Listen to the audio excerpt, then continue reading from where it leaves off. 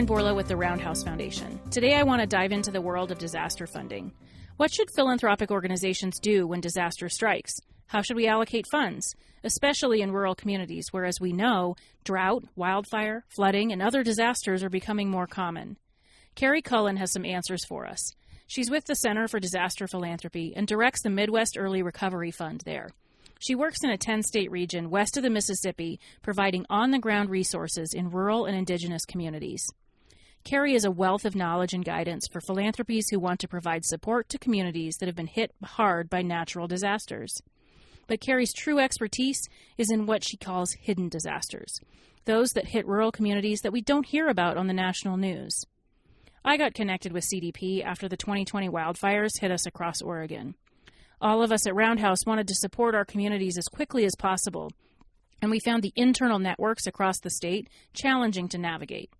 As Roundhouse continues to develop our community resilience program that supports communities to mitigate, respond, and recover from disasters, CDP has been a wonderful partner. Full disclosure, I also sit on their advisory board. Take some time after and stick around. I'll share some of my takeaways from my conversation with Cari, and check out fundingrural.com for show notes and more reading. I started out by asking what every funder wants to know. Something happens in my community. What's my first phone call? So for me, my first phone call is those local, like whether it's a place-based funder, right? It's the community foundation. Sometimes if that's not available, it's the United Way. And it's just to start listening and having those conversations about what those needs are. I think it's so easy for us to think about getting money out in some senses, like we can see the immediate needs, right? Like you can see that people, or you can assume that people need water and they need tarps for their roof and they need, some of those typical things that happen. But it's so important for us to take in that, just to even take a beat and start to stop and to listen to community. I think we heard that loud and clear just recently with Hawaii and the wildfires, with them saying, hey, like we need a little space to figure this out, right? We need a little space to start thinking about and putting all of these things together, because we want to do it in the right way. And we want to do it in a way that's culturally appropriate. And sometimes we forget to do that with rural spaces, right? We think, oh, they just don't have X, right? I look at the community and they don't have whatever that is, whatever we've defined that gap is. So we're just gonna fill it. Whereas when we sit and we can take the time to stop and listen in the midst of all that chaos and say, maybe they don't have X, but what they need to solve for that is not us to fill that bucket, right? It's for us to think about what that other space is. I always think about meeting with the community, and I kept talking about the flood that had occurred. And, I want to know what the impacts of the flood are, and what are you thinking about the flood? And, how is FEMA coming in, and how is these other groups? And the lady finally just stopped me, and she didn't grab me, but she almost grabbed my face, right? And she is a grandma. And she said, I don't know why you're so concerned about this. These are the 12 things that are actually going on in my community that I'm worried about, right? And the flood was just another layer of that, but I'm worried about, the seniors in my community having good housing, and I'm worried about the water that, as the water clean, and I'm worried about, do the kids have food at school? And so my solution wasn't going to fit what I thought the solution should be, wasn't going to fit what the actual needs for that community was. And then we have to open up the door to have bigger conversations and bring in others in that space that are trusted to say, like, can we do something about, not about X, but about X, Y, and Z, right? For this space. So, yeah. And then sometimes I'll say, I think also, as you're saying, like sometimes I'll say that when some of those larger systems come into play in rural communities, it does cause a different level of chaos and complexity than they've ever really wanted to or needed to interact with. And so often it's kind of being that translator or interpreter for people to say, I had somebody just recently say, like, can you just like people come in and keep throwing around all these acronyms and keep throwing out all this conversation. Can you, and he said it this way, can you dumb it down for me? Like, yeah. Can you just make it into like these a couple actionable steps that I could take today, instead of, the next 10 years of strategy around recovery. So there's a little bit of that too. Well, and in the context of disaster, oftentimes we think of there's big disaster response entities that come in, and how do you balance that? Oftentimes in lower attention disasters in a more rural space, we don't see that quite to the extent that we do in some of those larger spaces. But how do you balance sort of the orgs that kind of fly in and are there for sort of immediate response, and then but building community capacity for that sustained recovery? I know that's been difficult here. Yeah, I mean, I think for us in our funding, we are only funding those types of like larger organizations that are willing to take the time to invest to make sure that they're leaving something behind, right? So I had one community actually just like write out and say that to me, like, yes, like, please, like, we need help, come and help. Like, we need that kind of assistance, but leave it behind. And they were even talking in terms of data, right? So some of our large organizations, they'll come in and they'll collect information about what households were damaged, who lives in those houses, some of that kind of information. And then as they move on, that information is not left with the community. So the community then has to start over. Whoever, maybe they're forming a long-term recovery group, or they're forming some of these pieces, they're left to start over, to do that assessment piece all over, to start asking those questions again about community, to start doing that pieces. So it's really about, and maybe it's about also like allowing the community to know in those spaces that it's okay to ask for certain things from these large organizations that are coming in. It's okay to say like no to stuff. It's okay to say no to the which we call the second disaster, right? Especially for rural communities who get, sometimes if they get attention, what they get is that attention for like just, I've seen mounds of, for example, water bottles in rural spaces that somebody has, with all the good intentions in the world, sent out a whole semi-load full of water bottles, and the community has no place to store it. They have no place, and so they have no use for it. They didn't need water, etc. So it's saying to them, it's okay to ask certain things of these larger organizations as they're coming into your community, to make sure that they respect your community needs, if we could use the word sovereignty in the midst of that, your culture and your dignity, so that they leave something behind as they're leaving, and that they're intentionally making sure they have a relationship with you into the future. I love that phrase, second disaster. Help me understand what that means. Yeah, it's the the emergency manager who ends up with a pile of donated clothing that came out of somebody's well-intentioned, I'm gonna clean out my closet because I heard about this event that happened somewhere. I'm gonna clean out my closet. I'm gonna, put this on somebody's taking a semi-load. We're gonna drop it off over here. And then in those immediate stages, I would say used clothing is often never useful, but some of those things in the immediate stages are useful for communities. But what happens is they have to organize it. They have to figure out who gets it, who receives it. They have to track it as far as donations. And they end up like I've seen communities spend a whole lot of time and energy taking in large amounts of stuff that then nobody ever comes in to receive. And so then they have to figure out like, what do we do with this new large space that we have full of, unimaginable things sometimes. Like we could tell stories about the junk that comes in as a donation. So, end of the day, like to avoid the second disaster, cash is the best way to go, right? Is to give, and as much as possible to give unrestricted dollars to trusted organizations in that community who can distribute it that equitably. So it does lead into like, what does that look like for a funder, right? One, building understanding community, knowing who to connect with, recognizing the community foundations on the ground, but also unrestricted dollars or cash. And then what are some of the other steps that funders, if there's a disaster in their region, can do to ensure that they're being a good partner in some of this work?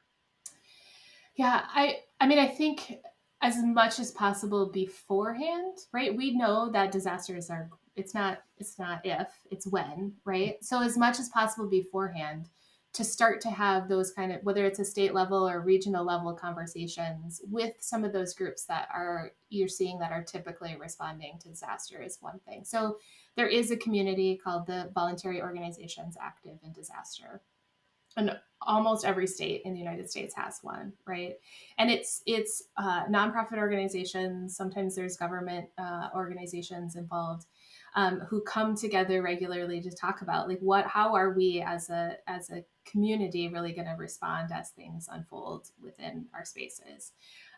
So I always encourage philanthropy, if you can be present at those tables and to be part of that conversation, to do that. I think another piece is to be the convener of some of these conversations, right? To say, hey, let's all get together as funders and really learn together what is happening here in this space, and then like let's figure out how we can deploy that, whether we can have some sort of an application that is all the same, so we're not asking the same questions like multiple times, or at least we know what each other is going to do so we're not duplicating those pieces, is really important. And then yeah, like it's if you have the space to really dive into a particular community and a particular piece, to sit and to take the time to really listen to those organizations on the front lines that are doing that, whether it's they're doing case management on a regular basis, right? So they're going to have some input and ideas about what is needed for funding, in their community, after disaster. If they're regularly doing work with children and education, right, they're going to know. So it's starting to sit and to listen, to have the space to do that. And then again, like as much as possible when we do grant to organizations and nonprofits, to make sure that it's as unrestricted as possible, that it's, or if it's flexible. I have so many grantees that like we kind of design what we're going to do, what they want to do at the beginning of the grant, and it looks really nice on paper, but it's a disaster. So 6 months later, 18 months later, there's a whole nother set of things that they are dealing with and working on. And so the ability for us then, which is awesome as a funder, to be able to say, okay, I understand that things have changed. Let's make this easy. Let's have a simple form.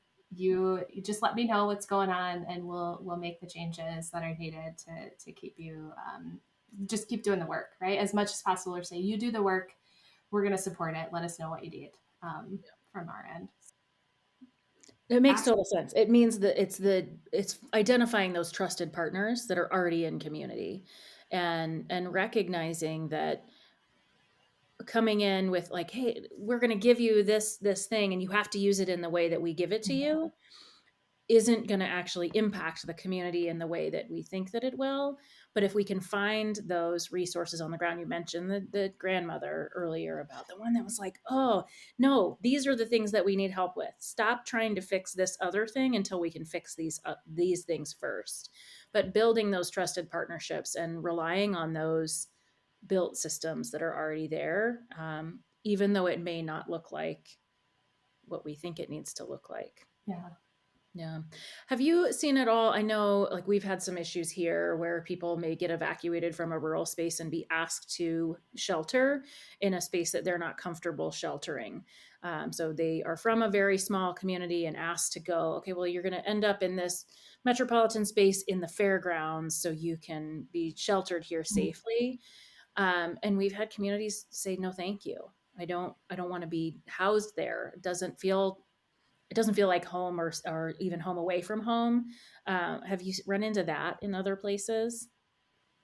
Yeah, I think also in that, like, so often we take those like shelter numbers and we try to make determinations over it. And when we're talking about rural spaces and recognizing that so many people their first call, their first space is going to be, a family member, a farm down the road, the next community over where they might know somebody. They're looking for that social connection before they're looking for that longer space, right? And so then we're like, oh, well, nobody needed shelter, so nobody must need assistance. Like I run into that often, and I'm like, well, just because they didn't choose to use those formal shelters and those formal things that we have set up doesn't mean that they may not need assistance with recovery, right? So we can't base our numbers off of shelter numbers necessarily when we're thinking about spaces. And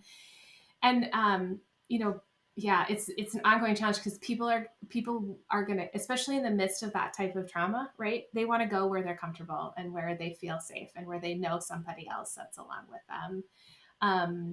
And so, how do we create then those spaces where they can go someplace where they're comfortable, where they want to be, and do that. And then how do we make sure that on the same side, how do we make sure that those like temporary solutions that we put in place for housing, right? Those, we brought in a whole bunch of RVs, maybe, I've seen this happen, right? We'll bring in a whole bunch of RVs for temporary housing.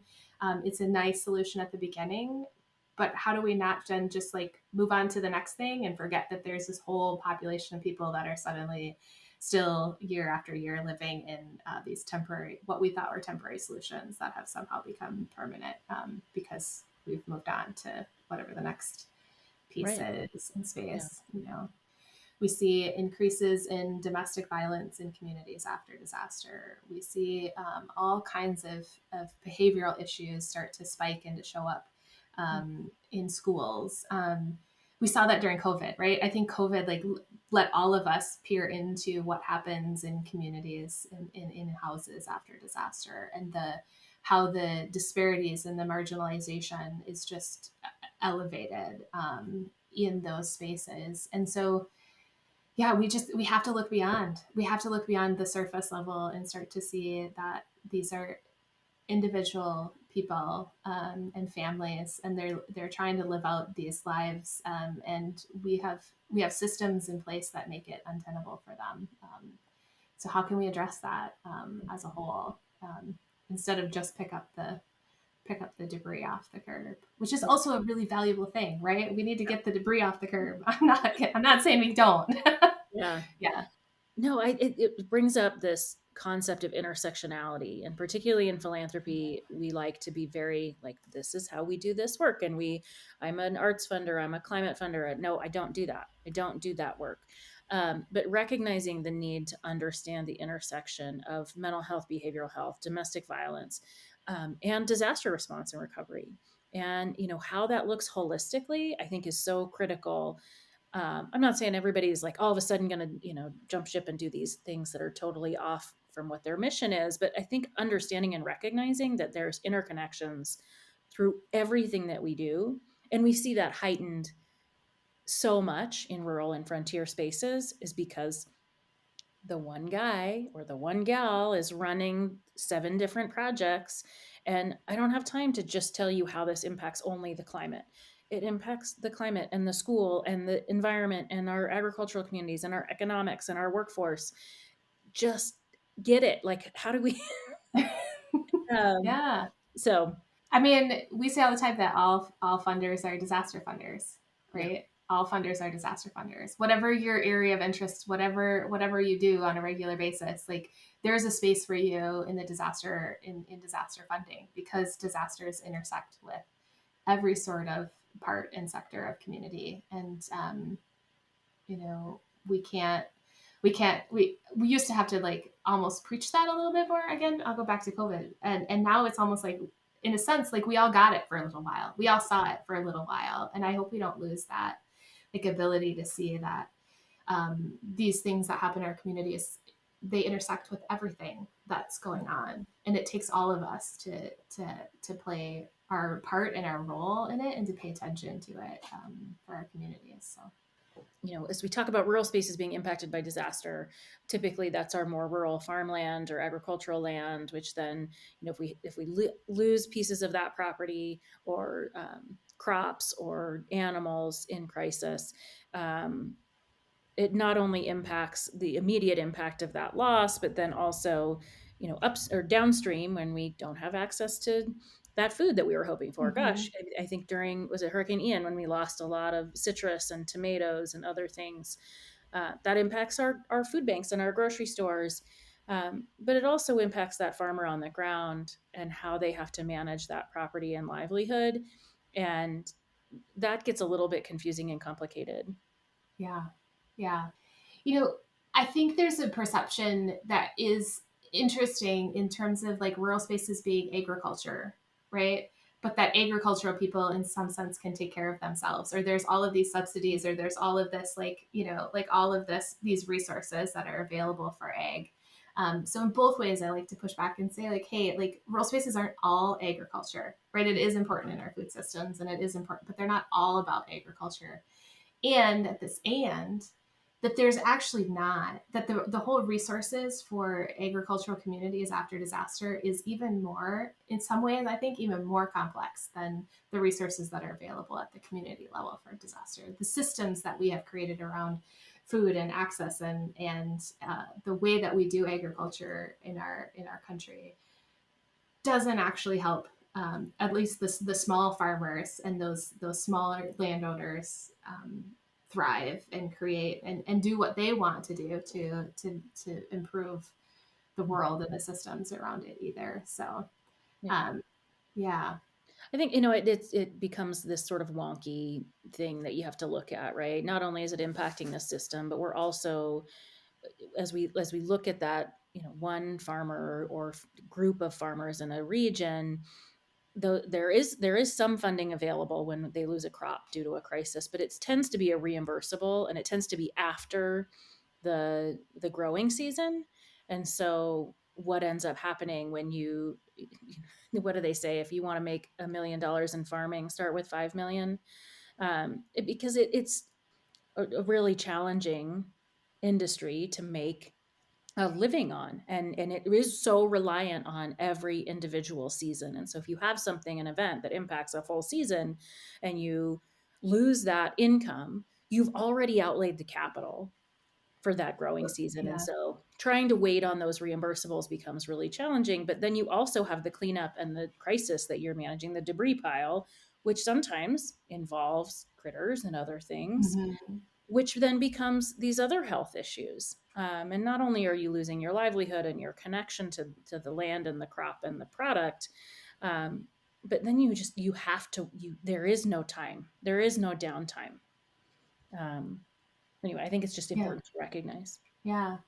Well, and I think, we spent a lot of time, I've spent a lot of time thinking about and trying to figure out, like, what do we do in situations, which is similar in the agriculture, but in spaces where there's drought or there's things that don't actually, because typically the disaster recovery world is thinking about, again, repairing restructures, right? And fixing kind of that space.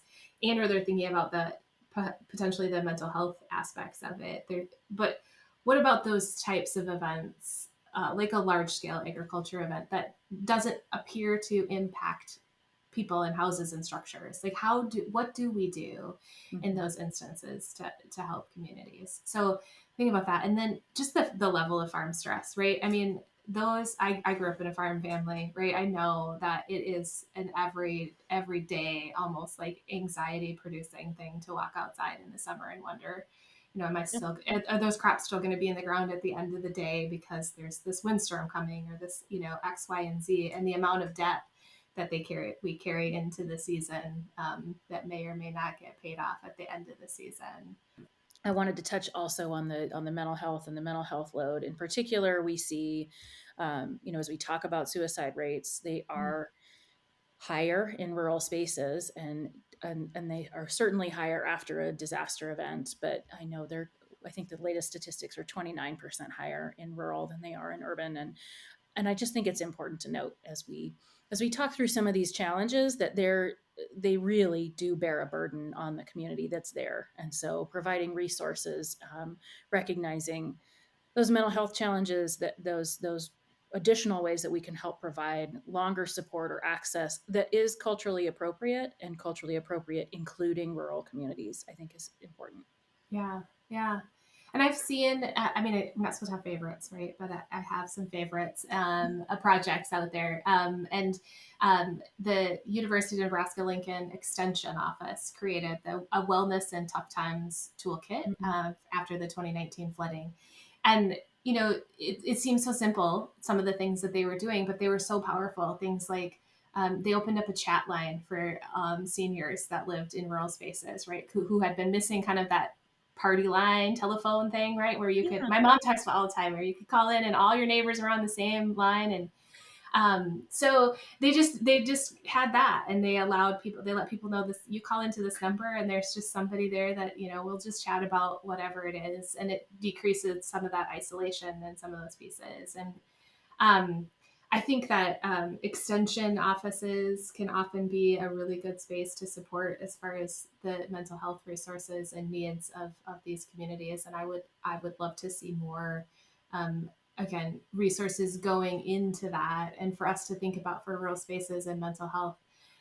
While we still need to think about like the licensed professionals that are available in community but think about like community-wide interventions and spaces where we can do that at a broader level to provide support for people. We just need to do it differently in rural spaces, and let's figure out what that is.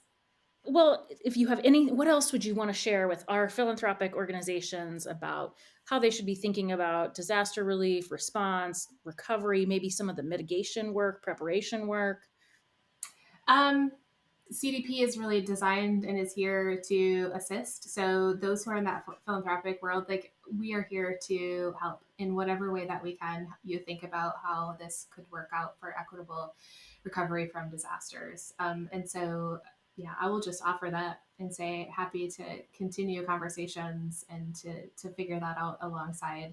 It is a really complex world and system. It takes some expertise to wade through, but to not be afraid of it. So again, at CDP, we're happy to assist in any way that we can to figure this out together.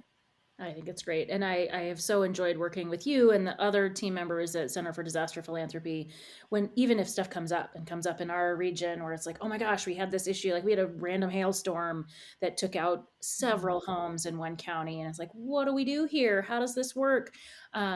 Things that nobody is thinking about. So to be able to have a resource and have somebody that we can call and ask, it's been really beneficial and helpful. So thanks for spending time with us today. I really appreciate it. And most of the things that we talked about, if there were questions or other things or other documentation, we will put links in so folks can access those after they're done listening. But thanks for spending time today.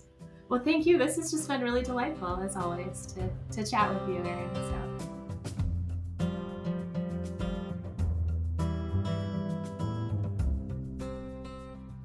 For so many foundations, we define the issues or focus areas that we fund as who we are as foundations, whether it's the arts or education or health. But natural disasters force us to break down all those self-imposed walls and barriers and really just roll up our sleeves and get to work on the ground, putting the communities first. That's why it was important for me to interview Cari for this series. The work she's doing is so important, and her takeaways are so concrete for us as funders. I think it's important that we lay the groundwork before a disaster.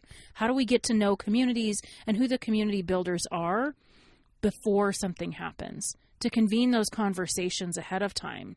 Because now we're in a place where it's not if, it's when that disaster hits. She talked about cash is king, especially to those trusted organizations. Ultimately, I think people give from the heart. And they always want to put community first. They want to do what they can. And so we see people wanting to give clothing or other items that they think will be useful in those disasters. But what we're really seeing is that cash is what is needed. Because ultimately, it takes somebody to have to go through all those items. It takes time. And there are so many jobs on the ground during the response time after a disaster that there is just no capacity for that. We have to talk about that recovery time and how things really take time after something happens, especially of magnitude, for communities to recover. That recovery process, oftentimes when the news cycle ends, they have years to come back after that. So recognizing that the recovery, the toll on that community, the mental health, is something that we really need to look at. I think funders need to evolve, especially after a disaster. We need to adapt and see the changing needs in the weeks and months that follow, and then in that long-term work. And most importantly, as we've talked about consistently, listen. Talk to the folks on the ground. See what's really needed before making decisions of, oh, this worked in the last fire that we worked with, or this worked after the last hurricane. There might be something different. I think the other piece we just want to touch on is how disaster works in agricultural communities. And I think we're sometimes removed from that. So we don't know what's happening in that space. And we look to those communities and we call and we say, oh my gosh, I'm ready to help. What can I do? And then we're frustrated when we don't get the call right back.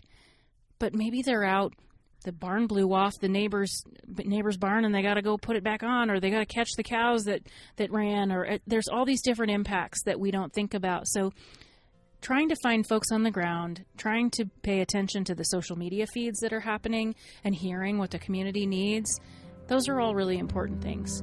Check out fundingrural.com for a transcript of today's episode, links to what we've discussed, and all sorts of great information.